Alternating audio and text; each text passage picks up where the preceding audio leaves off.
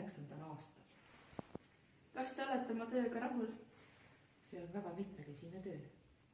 Osa sellest meeldib mulle väga, paremat ei saaks tahtagi, aga on osi, mis mulle üldse ei meeldi. Millal ehitati Põltsamaa loss? Selle Põltsamaa linnuse ehitamist alustati 1272. aastal. Mitu valitsejat on olnud Põltsamaa lossil? Kas me nüüd loeme nad näiteks üles, sest et ega niimoodi järsku öelda, et mitu. See on nüüd niimoodi, eks ole, et kõigepealt oli Saksa ordu.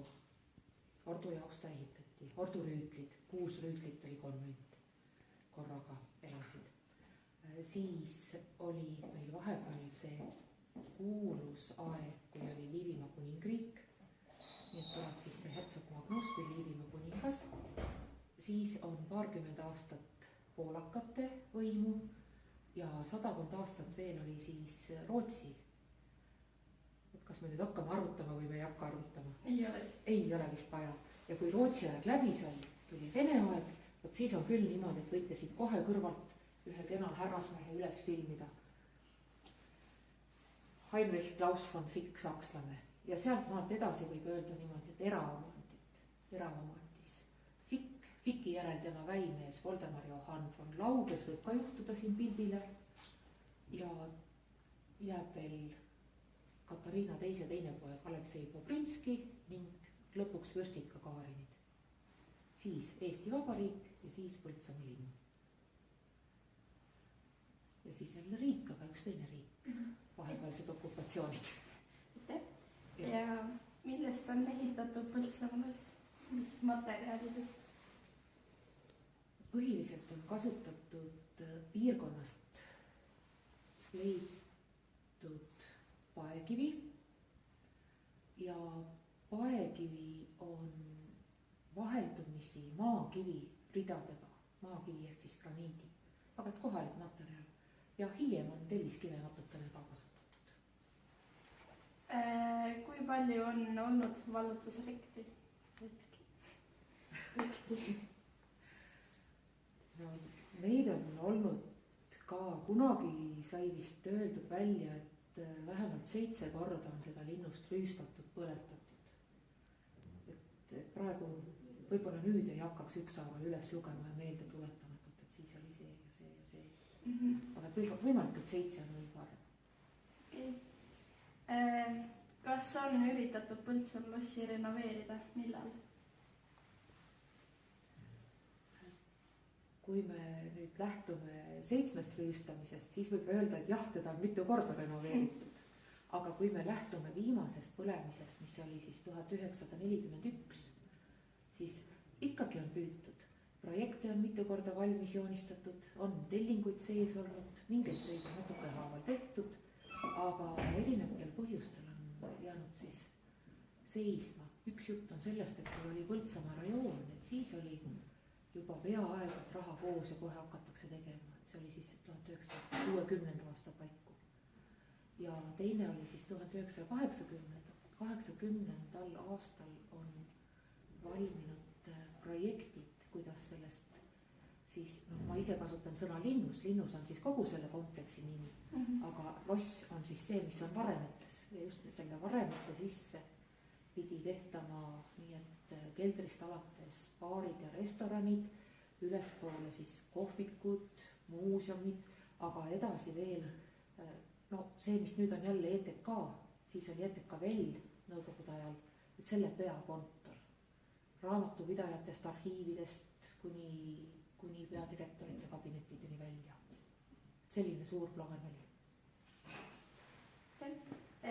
Kas Põltsamaa loss on tähtis millegi poolest? Kuidas?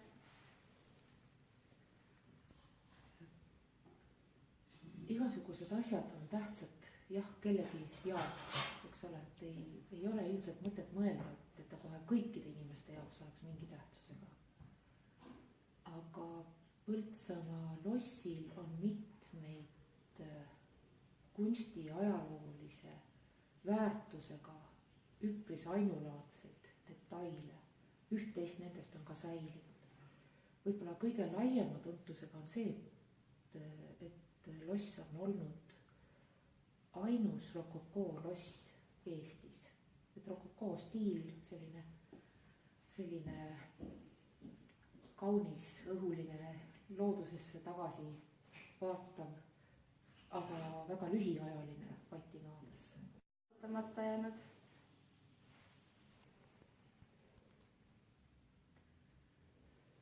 jah, siin peab nüüd jälle see aju sügavustesse tungima, et nii, no üks selline tore kord, noh, tore, tagantjärgi toredat ei ole sellest midagi, aga on olnud Liivi sõja ajal selline kord, kui ümberringi maa oli kõik ära rüüstatud, paljaks põletatud ja süüa midagi enam kuskilt võtta ei olnud, aga linnust ennast ei piiratud, siis ei olnud sellist asja, et nad oleksid jäänudki siia linnuse ümber niimoodi, et piiravad, et noh, kas saab või saa kätte ükskord selle.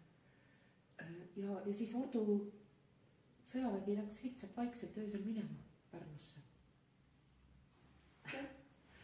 Ja miks ei taastatud lossi viimastest vigastustest? jah, selle teemaga me natuke juba siin tegelesime selles mõttes, et rääkisime sellest, et mida püüti teha või taheti teha. aga siin jah, et kui 1960. aasta teema selle kohta on öeldud niimoodi, et kuna Põltsamaa rajoon lõppes ära, et siis igasugused asjade tähtsused läksid Põltsamaalt ära.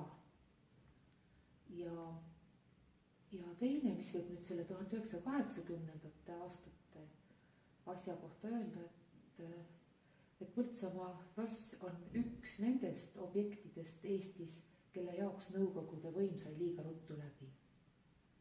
et kui oleks jätkunud need Moskvast lähtunud otsustused,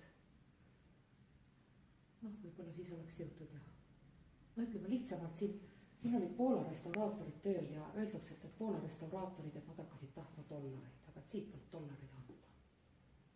Aitäh vastamast. Palun.